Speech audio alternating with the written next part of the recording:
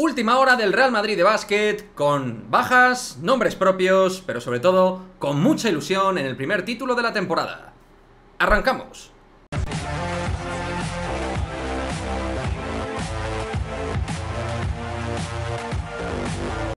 ¿Qué pasa, chicos? Muy buenas, bienvenidos a un nuevo vídeo aquí en Madridismo al Día TV. Vamos ya con la última hora del Real Madrid de baloncesto, que ya pone rumbo a Sevilla para jugar el primer título oficial de la temporada 22-23, el Real Madrid, con la idea evidentemente de revalidar la Supercopa ACB, que fue el primer título de los tres que obtuvimos la temporada pasada, junto a la Euroliga, ya quisiera yo, junto a la Liga Endesa, mejor dicho, los dos títulos que obtuvo el Real Madrid. Quique, corrige.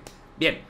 Pues vamos con ello, ¿no? Con las bajas, las novedades, pero eso sí, con los 4 fichajes que estarán para el partido. El Chacho Rodríguez, Mario Hezonja, Zanan Musa y Peter Cornelí. Un Real Madrid que llega, tal y como informó Carlos Sánchez Blas, llega con 13 jugadores. Es decir, que básicamente Chus Mateo pues va a tener que hacer un descarte cada partido. Lo normal y lo lógico, teniendo en cuenta cuáles son los jugadores que van, es que el que no esté en lista de convocados para los partidos sea Elyon Ndiaye, que ya pasa esta temporada a ser jugador del primer equipo. En cuanto a las bajas, ahí estaban, son 4 en particular, una de muy largo alcance, el caso de Anthony Randolph, pero aparte no estarán Carlos Alocén, Nigel Williams-Goss, ni tampoco Alberto Abalde. Pero como digo, sí estarán los 4 fichajes, que particularmente a mí me ilusionan bastante, cada uno con sus niveles, pero creo que son, como ya hemos dicho en este canal, 4 nombres propios realmente interesantes para lo que requería el equipo, ¿no? Es decir, llegamos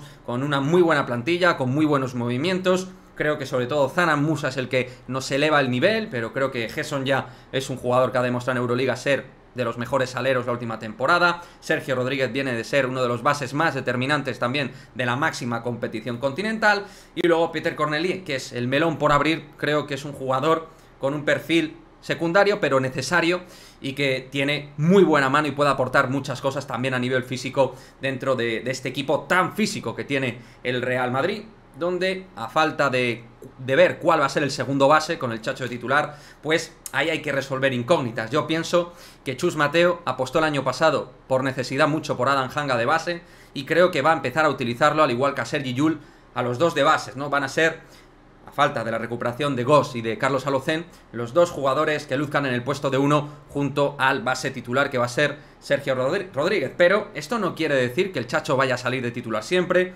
Yo de hecho creo que por momentos lo utilizará como un revulsivo en los momentos clave, y no me extrañaría ver, insisto, o a Llull o a Hanga de cara a esta Supercopa con minutos de titular en el puesto de base.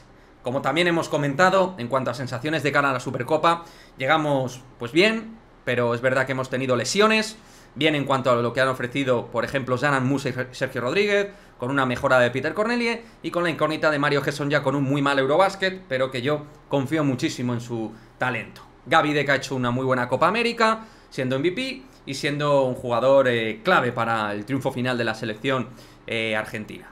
Creo que de Deck poco se puede dudar ahora mismo, jugador primordial. Creo que por fuera tenemos un equipo realmente súper alternativo en cuanto a las posiciones, que pueden jugar en varias plazas. Tenemos generadores de juego, aleros altos, gente que lanza muy bien por fuera, gente para correr toda la pista, gente muy buena reboteando desde fuera que va a ayudar a las torretas que tenemos por dentro. O sea que creo que tenemos un equipo tremendamente competitivo y, como os he dicho, mi sensación es que tenemos mejor equipo que la temporada pasada y ya vimos cómo terminó la temporada anterior. O sea que, para mí, ilusionante es el término que se puede emplear para este Real Madrid frente a un Kosur Betis, que vamos a ver que Kosur Betis nos encontramos, que sufrió muchos cambios y ha sufrido cambios esta temporada, que es el anfitrión. En principio un equipo que no debería poner grandes problemas al Real Madrid, pero ya vimos que pues en la pretemporada tuvimos problemas con el UCAM Murcia, diréis algunos, ¿no? Pero son contextos totalmente diferentes. Creo que de la pretemporada